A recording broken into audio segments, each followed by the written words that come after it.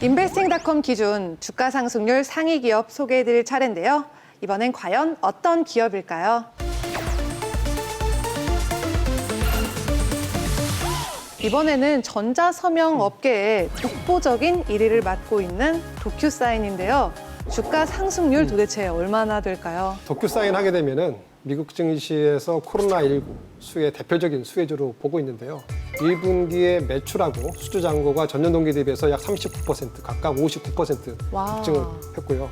올 초까지만 하더라도 이 도큐사인의 주가는 약 70달러 선 내에서 움직였는데 오늘 종가 기준 하게 되면은 약 201.99달러로서 약 3배 이상 그런 급등한 케이스입니다. 아무래도 저희도 직장 생활하면서 코로나 때문에 재택근무를 하고 또 원격으로 일을 할 수밖에 없는 상황이었잖아요. 그래서 이렇게 많이 상승세를 보였나 봐요. 그렇죠. 그 도쿄사인 같은 경우는 사실상 코로나19가 아니었으면은 그다지 급성장하기는 힘들었어요. 왜냐하면 집에서 일하면서 서명을 해야 될 사람들 입장에서 기업체 간부들이나 또 보고서를 올리는 입장에서는 그 서명을 일일이 서류로 할 수 없으니까 그런 부분을 사용할 수밖에 없죠.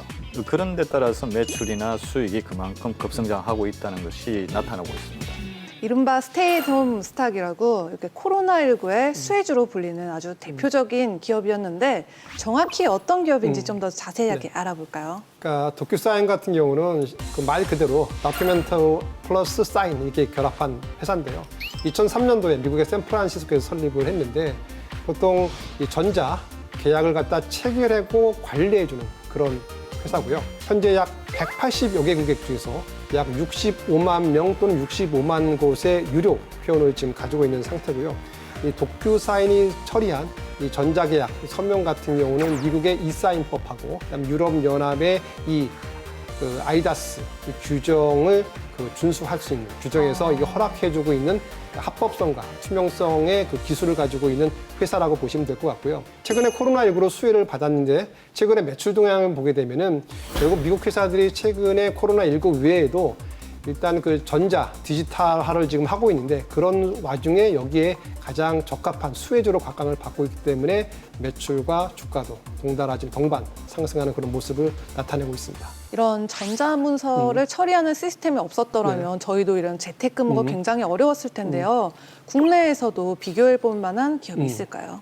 그러니까 국내에는 대형 기업은 없고요. 이 조그만 기업 중에서 포시에스라는 기업이 있는데 이 회사는 어떤 회사냐면은 저희가 웹 모바일에서 사용할 수 있는 전자문서 솔루션을 제공하는 회사인데요. 우리나라가 아직 전자문서 솔루션 시장이 작지만 그 작은 시장에서도 50%의 시장 점유율을 차지하고 있는 업계 부동의 1위 회사인데요. 최근 2020년 5월까지 우리나라의 뭐 대법원이라든지 법원, 은행 이런 관공서에 많이 지금 납품을 하고 있는데 이 디지털 업무의 환경을 구축하기 위해서 제일 필요한 게 이 전자문서 솔루션인데 여기에 대한 그런 그 마켓시어가 1등이기 때문에 최근에는 조금 시장에서 각광을 받고 있고 하지만 워낙 시장 자체가 아직 작다 보니까 좀 주가는 좀 임팩트가 지금 많이 좀 없는 그런 상태입니다. 사실 이런 그 시장의 활성화를 위해서 최근에 6월 2일 날 그 전자문서법이 개정되었습니다.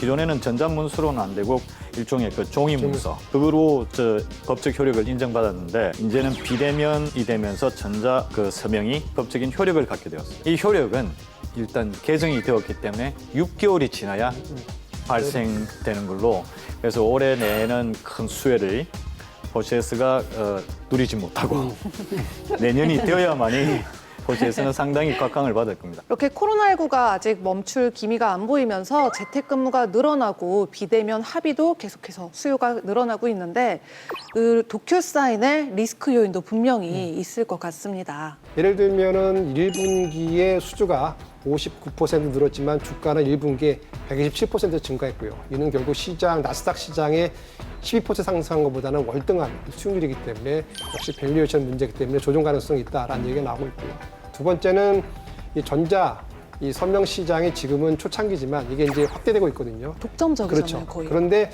이 시장을 결국에는 커질 것을 대비해서 경쟁업체들이 나타나고 있는데 거대 기업 중에 하나인 어도비가 지금 진출을 해가지고요. 어도비가 지금 마켓쇼를 늘려가고 있는데 이제 도큐사인하고 어도비의 그 체급 차이가 나고 있기 때문에 시장에서는 어도비가 마켓을 좀 많이 빠른 시간에 조금 점유율을 갖다 넓히지 않을까 이렇게 우려하고 있는데 이러한 것이 단기적으로는 도큐사인에 대해서 리스크가 되지 않을까 이렇게 보고 있습니다. 그럼 앞으로의 전망은 또 어떻게 보고 계시나요? 그 미국에서는 보통 저희가 이제 사인을 하잖아요. 근데 네. 전체 그 사인 시장에서 전자서명 사인이 시장이 10%밖에 안 돼요.